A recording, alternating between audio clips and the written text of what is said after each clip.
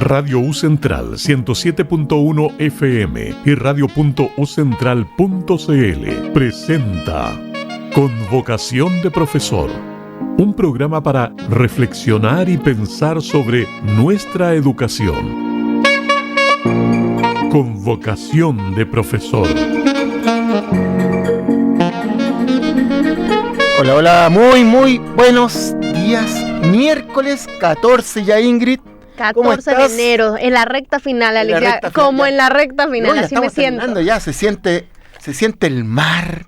Sí. No sé, por ahí. Ay, ya se sienten las olas, tururú, las vacaciones, los exámenes finales de los estudiantes, ya se siente todo el estrés. Sí. También después.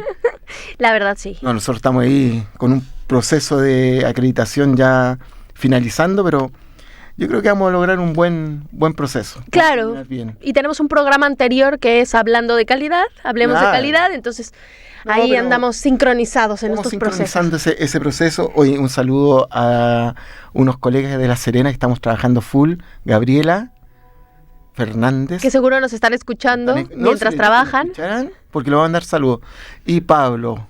Así que ahí están los dos saludos para Gabriel y Pablo que nos están escuchando ahí en La Serena. Saludos hasta La Serena. A la playa en la tarde, ¿eh? Delicioso. No, sí, Gabriela me saca pica todo el día, Pablo igual, me dicen, oye, ustedes se van a la playa de estacionamiento. Bueno, al mar de nada autos. Más que hacer. Oye, Ingrid, ¿qué día tenemos hoy día? Hoy es un día para celebrar como todos los días, Alex. Hoy es el Día Mundial de la Lógica, declarada por la UNESCO, y justo tiene que ver con el tema de hoy, porque es una forma de razonamiento de la PAES que está tanto en matemáticas como en lenguaje. Tenemos a alguien lógico por aquí, así. Y tenemos invitados lógicos. Por la lógica. Invitados lógicos. Oye, sí, pues como cada miércoles tenemos grandes invitados. Pero antes, Alex, yo me estoy congelando, tú te estás asando, ¿qué está pasando aquí con el clima? ¿Qué está pasando? Es un calor tremendo afuera. Pero acá está rico. No, yo acá lo siento helado. Los chiquillos, como siempre, un saludo a David y Francisco que nos están acompañando. Que ellos nos dan la temperatura de hoy. Temperatura 23 grados. Oye, está helado esa situación. Yo encuentro un calor tremendo. No, necesitamos estar a 30 como para sentirme así que... En el Caribe. En el Caribe. Oye, como cada miércoles tenemos temas importantísimos. Claro, y este mes, Alex, es muy importante porque va a ser el mes donde vamos a analizar los resultados de la PAES. Claro. Nosotros ya el mes pasado, justo una semana antes de la PAES, habíamos tenido invitados aquí especiales que nos platicaron y nos dieron algunos consejos acerca de cómo poder responder esta prueba, qué tipo de preguntas iban a aparecer en esta prueba. ¿Cómo y ahora vamos a hacer análisis de resultados todo el mes. Interesante. Interesante ahí. Y para ello, para ese tema, tenemos dos grandes invitados. Uno ya estuvo, como dijiste tú, la vez que nos dieron las orientaciones, y hay otra persona que viene en representación de una directora, pero nada más y nada menos que el académico Nicolás Sánchez Acevedo, profesor de la carrera de Matemáticas y Estadística de nuestra facultad, magíster, bueno, todos los grados habido por haber, están ahí en esa persona. ¿Cómo estás, Nicolás? Muy bien, muy buenos días, gracias por la invitación, representando a la directora de carrera, como bien dices tú. Así que jefe ahora. Muy expectante. Muy expectante en responder algunas preguntas. Vamos a ver qué se puede responder. Perfecto. No, pero aparte, él es doctor en investigación en didáctica de la matemática, así que él nos va a poder dar un poco más de relación, qué está pasando con la PAES y con los resultados. Con los resultados, claro, doctor en investigación en didáctica, no, sí. Por eso dije, títulos. Todos los títulos. Todos los títulos están ahí. Es un detalle. Y, un detalle, dice.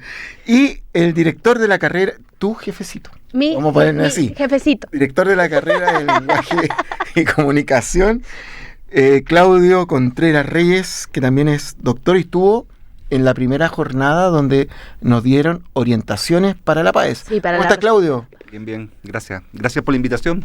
Bueno, esperemos también que sea interesante el diálogo que vamos a... Sí, más seguro que sí. Oye, empecemos con el tema, porque el tema de muchos medios... ¿Qué pasó con los resultados? ¿Qué pasó con los resultados? Y por entre medio hay cosas que, no sé, los resultados de los colegios particulares, colegios municipales. Claro. Dentro de los 100 hay un Colegio municipal. Municipal, que también es complejo, es complicado ese tema. Y para eso queremos hacer una pregunta abierta, tanto matemática y lenguaje. ¿Qué les parecieron los resultados año 2026 en cuanto a lo que está en la polémica sobre los colegios particulares y municipales? No sé. La principal lectura que ustedes podrían hacer. Claro. ¿Qué parto yo? ¿Cómo que era, Claudio? Mi compañero se maneja en estadística, probablemente no ayude. A ver, efectivamente, el ranking, ¿cierto?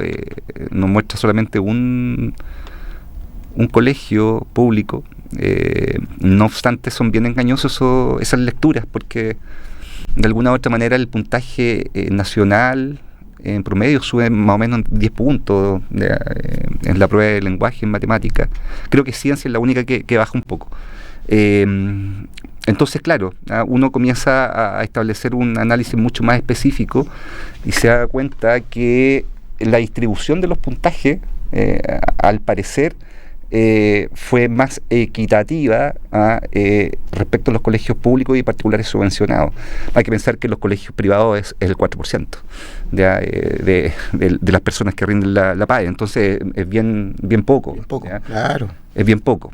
Entonces, claro, esa discusión acerca de la educación pública, el traspaso a los servicios locales, hay que analizarla con más detalle. Claro, en las noticias generalmente se toman como referencia los rankings, no solamente en la PAE, sino también en el CIMSA.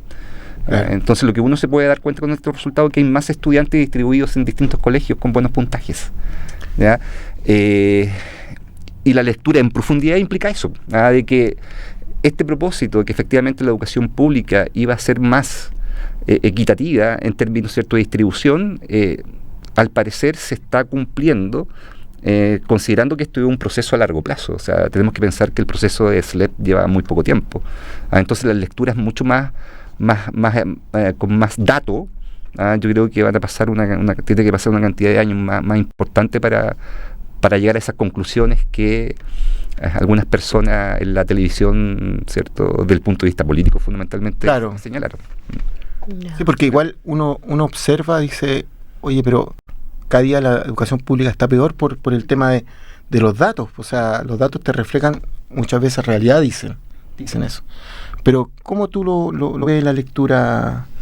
Bueno, yo comparto lo que dice Claudio. De cierta manera, lo que se ha invisibilizado en los medios de comunicación justamente tiene que ver con lo que hay debajo del dato, atendiéndose al dato que particularmente cuando se habla de estos 99 colegios y la única métrica de análisis es la media. Claro. Entonces, la pregunta es cómo se están mostrando, porque cuando tú ves información que es más robusta en medios de comunicación más serios, efectivamente de lo que se habla es de la distribución, y solamente acentuar el foco en todos estos colegios privados que tienen los mejores resultados, notar que el foco está centrado en el colegio, pero no en la individualización de los rendimientos de los estudiantes que hay en colegios públicos.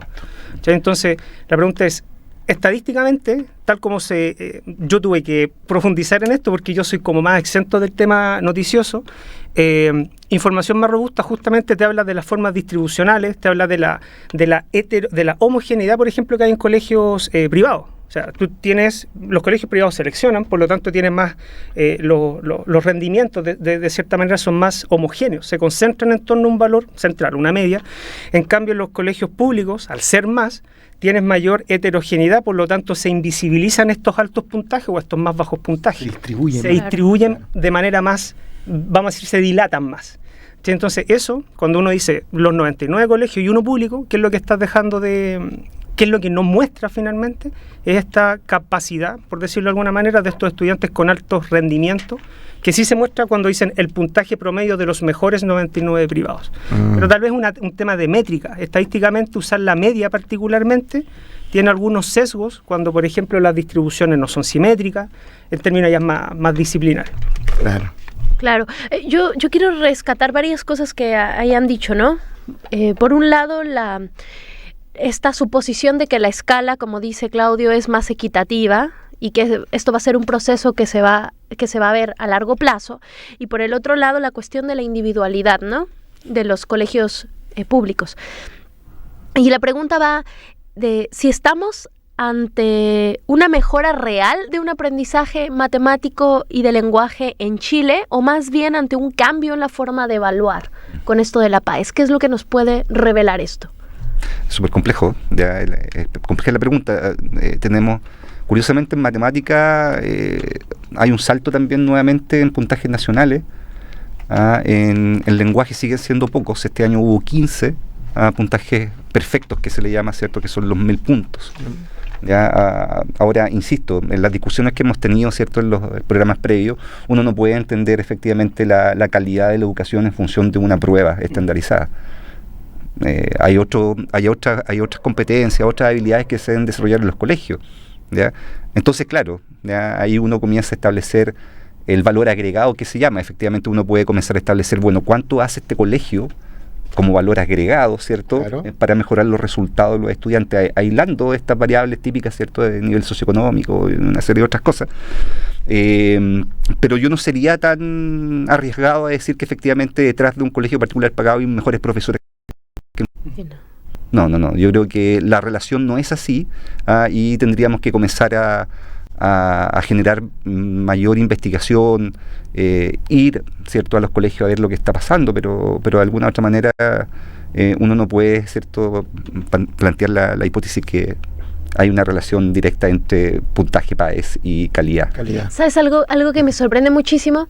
Me acuerdo de una investigación que estaban haciendo unas de nuestras generaciones anteriores de lenguaje, y era muy interesante porque trabajaban en un colegio, y en ese colegio ella se había dado cuenta que las habilidades de lectura estaban descendidas, pero que tenían los mejores puntajes PAES, porque las chicas lo único que hacían era resolver en la clase de lenguaje pruebas. Claro. Entonces tenían otras habilidades descendidas que no necesariamente eran las que evaluaba la PAES. Sí, claro. Eso también es interesante, ¿no? Ver cómo esa diferencia, como tú dices, esos matices que a veces los colegios o como hablaba Nicolás de esta cuestión de ver que la media muchas veces tiene este tipo de sesgos que son interesantes, como analizar qué está pasando ahí con las habilidades de los estudiantes. Nicolás, no sé si tú nos puedes decir algo. Sí, bueno, en matemática se declara, de hecho también nosotros lo que trabajamos en la carrera, los formularios, los temarios de la PAES declaran explícitamente que ponen en juego estas 4 habilidades que se declaran en matemáticas: modelar, resolver problemas. La pregunta es hasta qué punto, aun cuando estas pruebas sean validadas y tengan procesos de pilotaje, hasta qué punto una pregunta de alternativas, finalmente, como decía Claudio, te lleva a desarrollar esas habilidades. Claro. Porque sería un poco complejo después el proceso de revisión. Entonces, a propósito de lo que tú también comentas, Ingrid, muchos colegios, puede sonar un poco no sé, extraño, lo voy a poner entre comillas y en cursiva, hasta qué punto los colegios adiestran llámese CIMSE o PAES. Porque claro, por ejemplo, estudiantes en colegios públicos, hasta qué punto, por ejemplo, tienen acceso a preuniversitarios, que son instituciones que en el fondo, vamos a decir, desarrollan habilidades para una prueba estandarizada. Y los estudiantes en colegios públicos, hasta qué punto tienen acceso a eso. Y eso no lo digo yo, también aparecía como parte de los análisis o los coletazos a propósito de los resultados PAES. Entonces, es complejo medir. Yo, la verdad, creo que más allá de que las pruebas y las estructuras cambien, no sé hasta qué punto esto habla como de mejoras o no.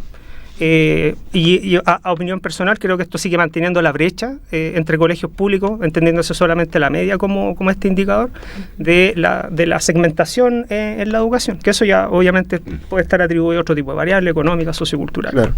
Pero metiéndonos ahí un poco, porque igual me salta una duda, o queriendo entender, porque si hablamos de la segregación de resultados en el nivel público, ¿cierto? Estamos hablando del colegio. Cuando uno ve los mejores puntajes, siempre aparecen los colegios privados. O sea, no sé cuántos públicos han sacado, alumnos, estoy hablando de estudiantes públicos, han sacado sobre 1000, disculpa, 1000 puntos. Entonces, si vemos, ¿se podrá sacar esa estadística, ese dato?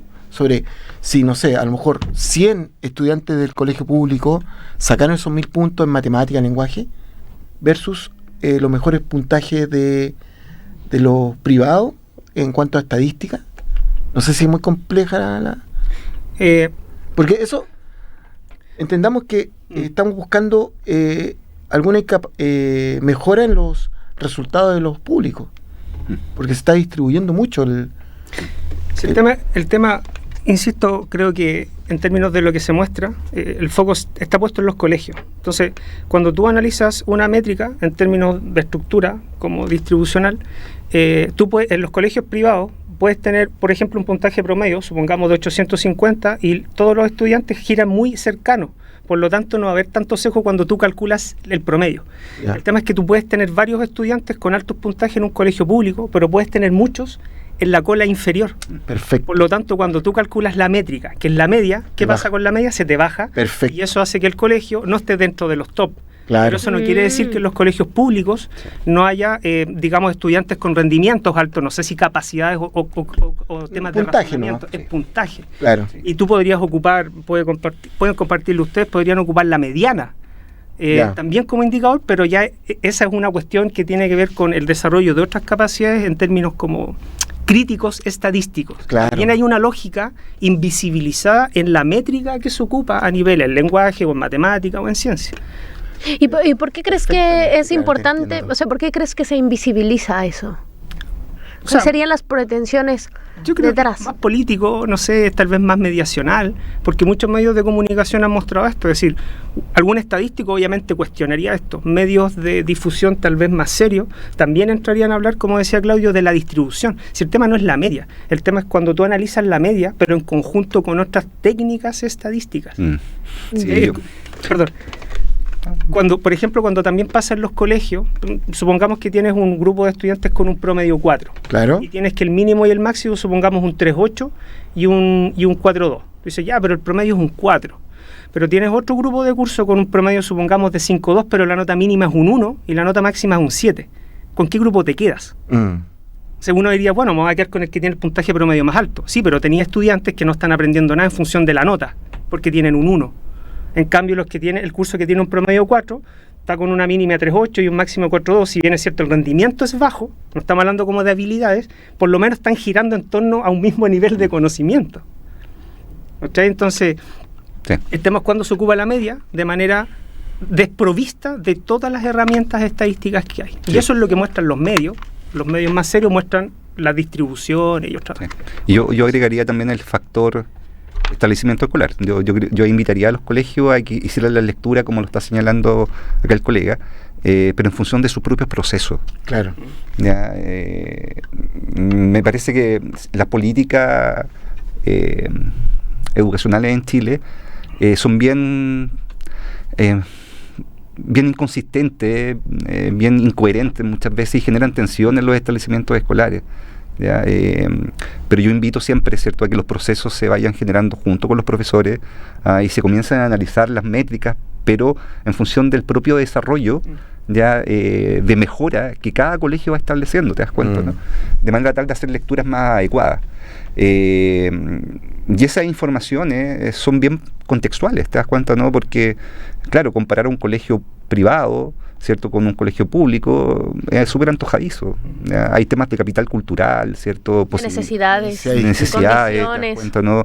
Entonces, efectivamente, claro, yo creo que la lectura métrica que dice el colega hay que llevarla también a una discusión con el cuerpo académico, ¿cierto?, con los directivos de los colegios, y también, bueno, la tarea de los SLEP ahora va a ser interesante, de identificar efectivamente aquellos nudos críticos que se pueden estar generando. Sí, pero tal como dice Nicolás, es importante ver esos elementos que no siempre se ven de la media, ¿no?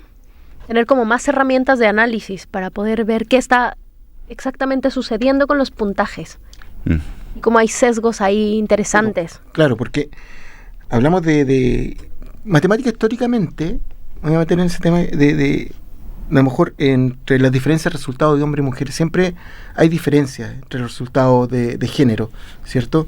Los resultados como los resultados actuales de la PAES, que también hay una diferencia, ¿se manifiesta con mayor fuerza hoy en día o siempre ha sido históricamente así? Bueno, desde el área matemática y de ciencia, siendo yo no una persona que trabaja como en otras ciencias, sí, esto es histórico, y no solamente a nivel chileno, también a nivel latinoamericano. Tiene que ver con un tema, creo yo, de la falta de motivación que tal vez puedan haber sobre la importancia de la ciencia a nivel nacional. En matemática, no sé, creo que puede haber una relación en la forma, también lo planteaba Claudio, en las formas de cómo los profesores, no en ausencia de conocimiento, están supeditados a enseñar una asignatura desde lo procedimental. Creo yo, y lo conversaba el otro día en un seminario, hasta qué punto los profesores enseñan como enseñan, sujetos a la forma en la que son evaluados en los colegios. Ya. Entonces, efectivamente tú dices, bueno, en matemática, cuando tú lees digamos, la fundamentación del currículum, las habilidades, tú dices la ley y dices, wow, sí, está bien, es un trabajo bien hecho. Pero la pregunta es hasta qué punto eso se materializa en términos, digamos, de implementación. El profesor lo lee, y cuando tú ves un profesor planifica desde el libro de texto, por ejemplo. Claro. Ya de un tema tiempo, no sé. Y probablemente en el tema, aun cuando los resultados de ahora mencionaban que no había una diferencia, había una leve diferencia, no hablaban de estadísticamente significativas, la brecha entre hombres y mujeres se había cortado, pero esto también es histórico. Claro. Ahora, los factores que van a eso, bueno, no, por lo menos yo no los alcancé a leer, pero sí siguen un patrón. Ahora, puede ser que producto de esta aplicación de la PAES haya habido una disminución, pero al no ser estadísticamente significativo, uno no puede decir si efectivamente las políticas en términos de los temas de trabajo de mujeres en STEM o mujeres en ciencia han incidido o han tenido un impacto en esa brecha pequeñita. Perfecto. Hay una brecha de que los hombres tienen mayor puntaje que las mujeres. ¿Y en lenguaje se da esta brecha entre hombres y mujeres? Es menor. Es menor. Es menor, pero se da una situación bien curiosa que porque el sistema hay que pensarlo como un engranaje, te das cuenta, ¿no? O sea, la PAES es la evaluación final, ese engranaje, ¿ya? Que viene desde de que los estudiantes ingresan al sistema escolar, te das cuenta, ¿no? O sea, está el CIMSE, bien, y curiosamente los resultados en los cursos más pequeños, ¿cierto? Muestran que en lenguaje al menos las mujeres tienen mejores puntajes que los hombres. Mira. Y eso se va revirtiendo o se va equiparando a medida que avanza. Incluso hay algunos estudios que dicen que una vez que los estudiantes egresan de cuarto medio, los hombres tendrían mejores resultados en comprensión lectora que las mujeres. Y son factores fundamentalmente socioculturales los que lo que hacen que esos elementos se vayan generando. Entonces, insisto, eso pasa por un montón de factores, como lo dice el colega. Entonces los análisis deben ser mucho más profundos. ¿Qué está pasando en las trayectorias formativas en los colegios fundamentalmente respecto al desarrollo de esta habilidad y estas competencias lectoras? ¿Qué pasa con las mujeres precisamente? Para disminuir la brecha, claro.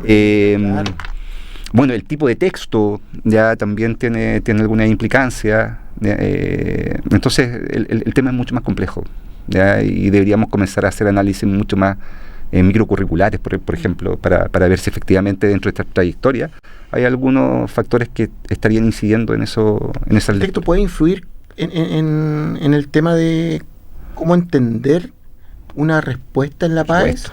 Ya. Por supuesto, o sea, si la PAES es una prueba de mecánica, ya, y empiezan a hablar, ¿cierto?, de auto, hay un cierto tipo de sesgo, aunque evidentemente hay mujeres que pueden ser muy capaces y saben mucho de autos, ¿te das cuenta, no? Porque también tiene que ver con, mira, si acá la discusión eso de la motivación tiene que ver con la motivación, claro. ¿Te das cuenta, no? O sea, ¿qué me interesa a mí? Pero puede ser al revés, de mecánica automotriz, ¿te das cuenta? De más, digamos, no voy a meter en el tema feminista, pero a lo mejor con más relaciones a lo femenino y un hombre está leyendo ese texto, tampoco le motiva. Es que, ¿sabes qué? La otra vez hablábamos de la importancia de generar cosas para la vida diaria, claro, ¿no? De que la educación debía bajarse, claro, la educación a la vida diaria. Claro. Pero claro, tiene que ver con qué pasa con estos sesgos de género. Pongo un ejemplo muy sencillo, con los autos.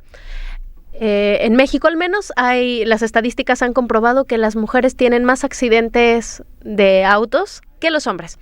Y tú dices, no saben manejar, inmediatamente ese es el sesgo machista, claro, no saben manejar.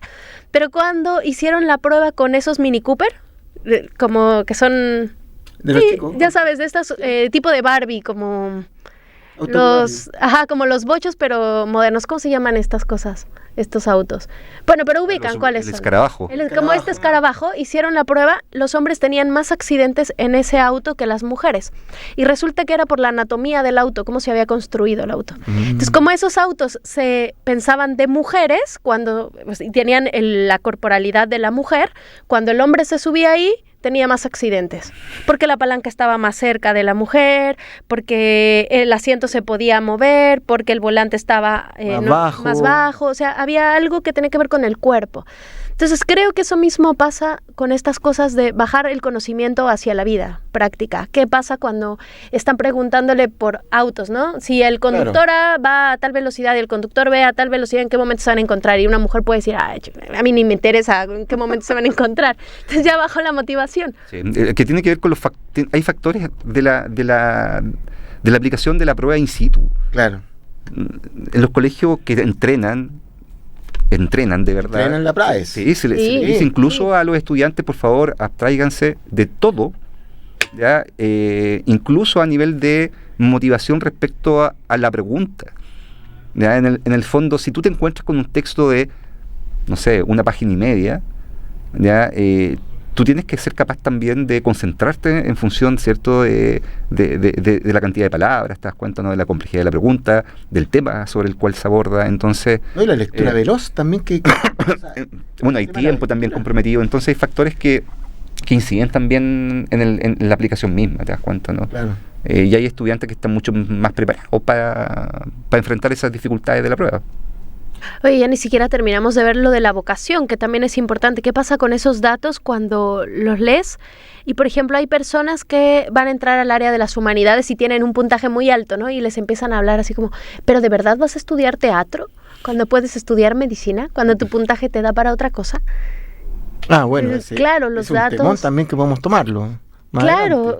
Claro, porque nosotros habíamos invitado muchas veces a Elige Educar cuando hablaba de qué pasa con la motivación de los estudiantes, en la vocación para estudiar pedagogía. Y claro, los datos también permiten hacer esa diferenciación de si tú estudias humanidades con ciertos datos, entonces estás echando a perder tu vida. Como que los datos te abren una posibilidad de vida o te la cierran y entonces lo único que puedes estudiar es pedagogía. Claro, porque hoy en día están subiendo los puntos. O sea, para entrar a pedagogía ya no es el puntaje 500 puntos, son 540. Entonces ya ahí entra el estudiante a decir, chuta, ¿estudio pedagogía o estudio otra cosa que lucre más? Porque ahora todo está en... Porque ahora tengo mayor puntaje. Claro. Entonces, ¿cómo lo ven eso, ese tema? ¿Influye mucho en la pedagogía, obviamente, en las carreras de ustedes? O sea, porque estamos un poquito cambiando de tema, pero... No, sí se relaciona. Si tiene no sé, un hijo, te das cuenta, una hija que obtiene, no sé, 1000 puntos, 850 puntos en las pruebas. Claro. Evidentemente la familia va a comenzar a presionar. Sí, eso es indudable y pasa. Pues son temas culturales y son bien propios también de nuestro país. ¿Ya?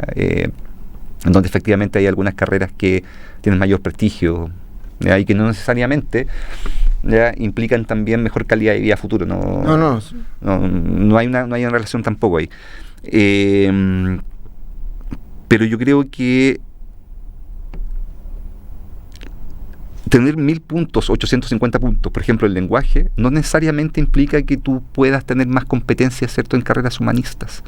¿Ya? También eso hay que desmitificarlo. O sea, en el fondo, la prueba, insisto, no es un indicador o un predictor de qué carrera debo estudiar, ¿te das cuenta, no? La PAE es predictor de otras cosas, ¿te das cuenta, no? Fundamentalmente, ¿cierto?, los resultados de primer año, fundamentalmente, pero después comienzan otros factores que tienen que ver con la trayectoria, los apoyos institucionales de las universidades, ¿cierto? Hay una serie de otros factores que van incidiendo en la trayectoria, pero yo me atrevería a decir que en el caso de pedagogía, ¿ya? Bueno, nosotros, ¿cierto?, y acá el colega lo puede refrendar, tenemos que generar planes de apoyo. Claro. Ya hay normativa también que implica que todas las carreras de pedagogía tienen que hacer una prueba de diagnóstico inicial, a generar planes, ¿cierto?, de apoyo, tanto en lectura como en matemática, de manera tal de que efectivamente estas brechas que probablemente se encuentran a la hora de ingresar a una carrera como la pedagogía se vayan acortando, ¿ya? Entonces, yo le diría a los estudiantes que decidan fundamentalmente por lo que quieren hacer. Si ellos manifiestan la necesidad, ¿cierto?, de enseñar, como vocación, que lo hagan, que sean transparentes con sus padres. Los padres probablemente le van a decir, mira, no estoy tan seguro, pero en algún momento van a decir, mira, finalmente a lo que tú quieras, ¿te das cuenta? ¿No? Y si la decisión es estudiar pedagogía, yo los invito a que efectivamente puedan proyectarse en ese sentido. La carrera docente ha mejorado, ¿cierto? Hay todavía desafíos importantes desde el punto de vista, ¿cierto?, del desarrollo profesional, como por ejemplo acortar la carrera docente, que es uno de los elementos que se está discutiendo, de que no sean 12 años, ¿cierto?, para poder recién postular a ser experto 2, ¿ya? Sino que esa carrera se estrecha un poquitito de manera tal de que ojalá al 5º año, cuando se produce efectivamente la mayor deserción, los estudiantes, o sea, los profesores puedan ya tener una renta que superior a lo que te ofrecen otras carreras profesionales. Justamente. ¿Ya? La psicología, el trabajo social, ¿ya? Al primer año tienen un sueldo de $1.000.000 pesos aproximadamente, un poco lo mismo que gana un profesor, ¿ya? Con carrera docente, ojo, estoy hablando carrera docente, claro, con menos felicidad que un profesor, pero claro, hay otras carreras que ese salto en remuneración es más rápida. Claro, porque la de nosotros es muy lenta. Y siempre la discusión está, profe, en decir, somos la única carrera que siempre ha sido evaluada. O sea, para ganar más, tengo que evaluarme. Somos lo único, ¿o no? Bueno, medicina también. Bueno, medicina, pero medicina, estamos hablando de otro. En ese sentido, ¿cómo? Igual la familia influye mucho en la toma de decisión del estudiante, ¿cierto? Sí, influye mucho. De hecho, ustedes lo deben saber, hay varios programas. Creo que ahí las decisiones son más conscientes. Programas de prosecución para profesionales en el área de matemática, de lenguaje. Justamente porque cuando, tal como dice Claudio, sí, han habido bastantes mejoras, pero lamentablemente creo yo que las mejoras o estos, por ejemplo, criterios de ingreso están situados justamente en una cuestión bien técnica, como por ejemplo el tema promedio de los colegios, pero acá es mejorarlo, o sea, subir los puntajes para los estudiantes de primer año. El tema es hasta qué punto eso se condice con las mejoras que también tú le vas a dar a estos estudiantes o ya profesores al tercer año, que finalmente motive. Finalmente tú dices, bueno, les vamos a subir el puntaje. Ya a nivel cultural, por ejemplo, en matemática, hay una cuestión como que la matemática y todos hacen caldo de cabeza. Desde los medios de comunicación, cuando tú a veces estás con un grupo de amigos, la matemática, y vas generando también constructos culturales de la especificidad o la complejidad de la matemática, como caso particular de pedagogía. Y también hasta qué punto las políticas públicas se alinean, es decir, ya voy a subir los rendimientos, los puntajes de ingreso, pero hasta qué punto ese incremento que ellos ven que va a mejorar se condice con las remuneraciones de mejora, no a los 12 años, tal vez al 5º año, porque hay personas que de plano dicen yo quiero estudiar pedagogía y no estudian pedagogía, estudian ingeniería y después a los 5 o 6 años estudian estos programas de prosecución. Pero claro, ya son más conscientes, ya tienen una trayectoria, pero las personas que entran de 17, 18, 19 años, además súmale a eso los medios de comunicación que te muestran muchos temas complejos hacia los profesores. Claro. Entonces tú dices, bueno, ¿cómo yo genero esta motivación de la enseñanza que nosotros sabemos que es bien apasionante? Sí, hay que seguir, creo yo, motivando eso, pero hay cuestiones que son más estructurales que también se tienen que inyectar. Claro. Oye, estamos en una conversación profunda ya, sí, interesante. Nos vamos a un corte musical y volvemos con vocación de profesor. Escuchando en Radio U Central 107.1 FM y radio.ucentral.cl. Con vocación de profesor. Y volvemos aquí a tu programa con vocación de profesor, con un tema muy interesante que son los resultados de la PAES. Y hablábamos en el primer bloque qué nos pueden decir estos resultados y veíamos, por ejemplo, que habían sesgos en los resultados, que la teníamos un estadística. problema de vocación, que así como en lenguaje los resultados no necesariamente se vinculaban a las carreras humanistas, pues así también los resultados de matemáticas no necesariamente eran homogéneos, sino que podían leerse desde otras formas, ¿no? Que había brechas de género también que nos estaban logrando leer, qué es lo que está pasando con la aplicación de la PAES, que sigue fomentando esas brechas de género. Y una de las preguntas que ahora quiero empezar con Nicolás, es cuando tú, Nicolás, comparas los resultados de matemáticas entre colegios públicos y privados. Ya habíamos hablado un poco de la diferencia entre colegios públicos y privados, ¿no? Y vimos que de los públicos solamente entraron 1. Ujú. Y los privados siguen siendo así como los más altos, y hablábamos del problema de leer la media. ¿Qué pasa con la media? Bueno, que estamos dejando a estos colegios públicos afuera. Bueno, las diferencias son evidentes entre ellos, pero ¿qué tan grandes son estas brechas? Pero más que nada, ¿qué nos puede indicar esto sobre el sistema educativo desde las matemáticas? Bueno, primero, creo yo, lamentablemente, el hecho de centrar la atención en estas brechas en un indicador ya complejiza todo, porque tal como decía Claudio acá, colega, invisibiliza las trayectorias. Claro. Entonces, finalmente terminas acentuando el foco en cuestiones que ocultan trayectorias individuales, ocultan también procesos de colegios tal vez públicos. También hay cuestiones que son de capital cultural, que eso es evidente. El tema de la selección también que pueden generar algunos colegios, hasta qué punto la selección, creo que eso puede ser más intuitivo, genera estas brechas. Y en el fondo, creo que lo más delicado que puede haber acá es cómo estas formas de comunicar, de cierta manera, decirlo entre comillas, pueden estar perpetuando que el sistema público, de cierta manera, es de mala calidad. Claro. Digo, hasta cierto punto, porque cuando tú solamente lees 99 versus 1, dices, la educación pública, la verdad, está haciendo todo mal. No obstante, aquí lo que no se puede cuestionar es, digamos, las capacidades y las competencias de los profesores, porque efectivamente hay muchos profesores en distintos rangos etarios que tienen mucha voluntad de hacer muchas cosas que estén en la lógica de lo que se propone a nivel curricular, pero hasta qué punto también tienen un techo de decir, mira, tú puedes hacer hasta esto porque yo te voy a evaluar de esta manera. Evaluaciones estandarizadas desde tercero medio, desde primero básico. Porque finalmente un profesor dice, bueno, si un curso mío, llámese octavo, cuarto básico, segundo medio, tiene buen CIMSE, yo me aseguro que tal vez no me cuestionen. Si tienen mal resultado, hasta qué punto eso también pone en juego mi continuidad laboral. Y también el tema de la yo le llamo adiestramiento de plano, porque algunos colegios son de plano. Tienes 3 cuestiones de evaluación estandarizada, el tema también del tipo de preguntas que aparecen en estos instrumentos.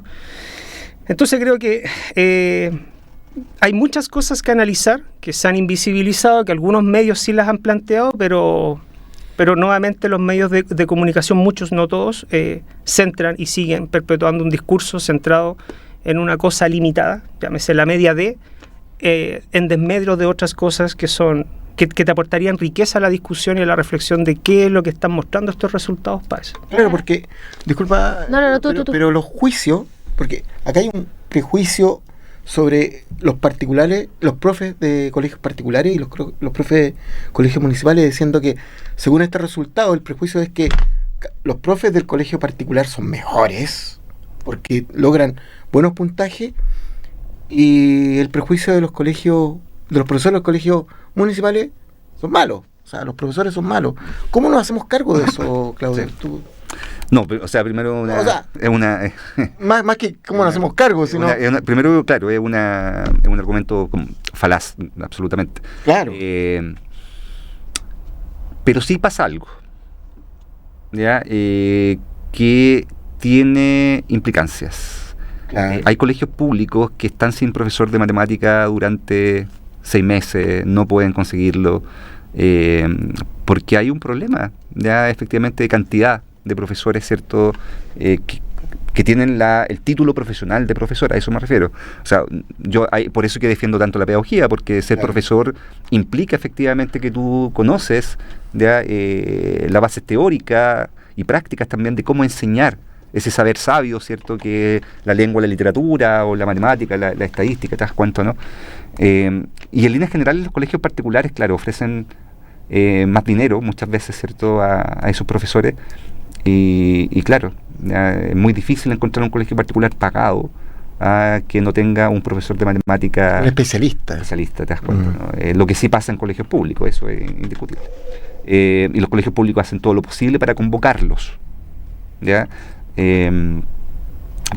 Pero claro, a partir de la base de que los profesores de allá son mejores que los de acá, no es así. Pero sí pasan situaciones específicas como la que te estoy señalando. Sí, claro. Eso es porque hay que desconocerlo, porque eso es un problema del sistema. Claro. De cómo efectivamente somos capaces de convocar a estas personas, por ejemplo, que tienen muy buenos puntajes en matemática y que tienen vocación por enseñar y que hayan retribuciones importantes, ya, para que no estemos todos los años pensando, bueno, ¿cuántos profesores vamos a tener en primer año, futuros profesores? Porque el sistema en algún momento va a colapsar. O sea, ciencias, para qué decirlo. Muy pocos profesores de ciencia, y pasa lo que plantea el colega, que finalmente son ingenieros o son personas que estudian química o biología, te das cuenta, y que optan por la persecución de estudios finalmente, te das cuenta, ¿no? Pero ese, claro, es un proceso más largo, ¿ya? Claro, y tiene otras consecuencias. Tiene En otras México, consecuencias. en México funciona así, pero claro, hay un organismo que lo regula, que es la UNAM, Claro. es la que te está dando esos cursos troncales de didáctica, y aún así no asegura que tengas las habilidades como un docente. Pero yo creo que hay algo muy importante que dijiste ahí, Claudio, que es que los profesores de colegios, a veces públicos, tienen que hacerse cargo de muchas más cosas que no se hacen cargo los colegios privados. O sea, para empezar, la asistencia de los estudiantes, las situaciones, el clima del aula, la motivación, o sea, la falta de apoyo incluso familiar. Hay un montón de elementos sociales y culturales que están detrás de la labor de un profesor de educación pública, entonces no es tan fácil decir cómo no. Y bueno, tenemos otro ejemplo que a mí me parece importante destacar, como para que se rompa esta dicotomía entre el profesor de educación pública y el profesor de educación privada, ¿no? El Global Teacher Prize, siempre se lo ganan los profesores de pública, porque la labor que hacen es importante desde todas las áreas. Claro. Desde lo cultural, la motivación, la cuestión disciplinar. Entonces, es como totalmente falaz en esa cuestión, y como bien lo dijo Nicolás, los medios perpetúan una cosa que no es la realidad del país. Claro. Eso es importante decirlo. Claro, y en ese contexto yo haría otro análisis de la importancia que juegan las instituciones de educación superior privada en este país. Porque si tú comienzas a ver las lecturas de quiénes son los puntajes nacionales, ¿cierto? Estos grandes puntajes generalmente copan, ¿cierto?, las vacantes de aquellas carreras de algunas universidades, ¿te das cuenta, no? Sí, no sé.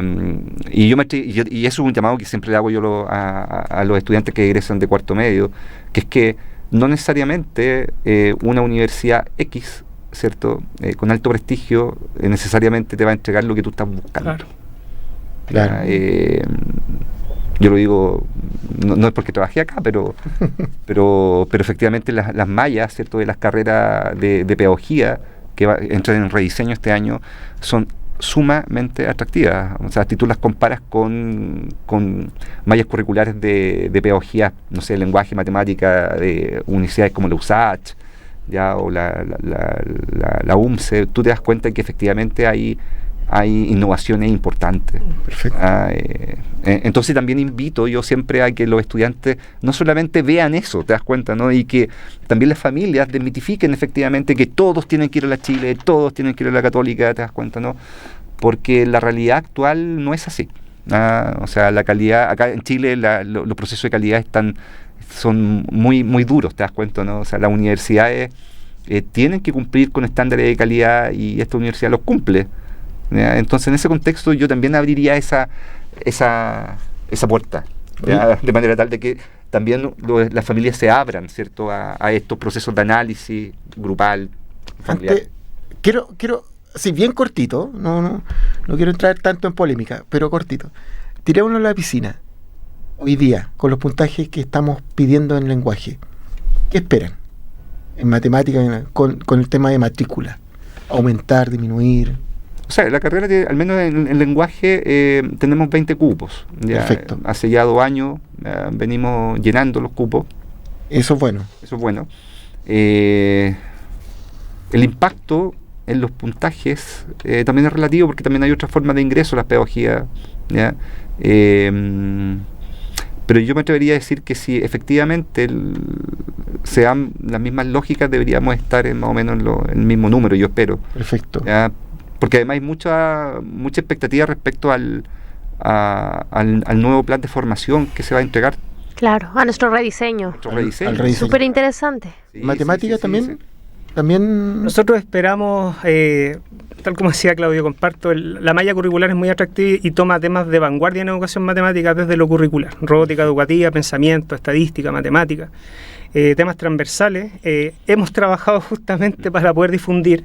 Creo yo que tenemos una cierta desventaja porque la baja en matrícula a nivel, vamos a decir, región metropolitana, con universidades que nos podemos comparar, la UACH o la Silva Enrique, la UNCE por sí misma ya Tiene algo. claro, ambas, exactamente, pero estas universidades sí han venido a la baja. Nosotros hemos conversado que probablemente uno de los factores que puede haber perjudicado es que estuvimos un par de años sin acreditación. Entonces la carrera se invisibilizó un poco, la carrera, digamos, de pedagogía. Ahora, con lo que hemos hecho, con la difusión, con los talleres, las mismas jornadas que organizamos ahora en diciembre Nacional de Educación Matemática, tenían como objetivo Visibilizar la universidad, la facultad, la carrera y lo que se ha hecho. Así que esperamos subir en matrícula. Oye, Ingrid, estamos en tiempo, se nos va el tiempo volando, pero cortita, recomendación, visibilizar la carrera, matemática, lenguaje. La recomendación de los estudiantes ya postularon, ya postularon, ahora están esperando los resultados.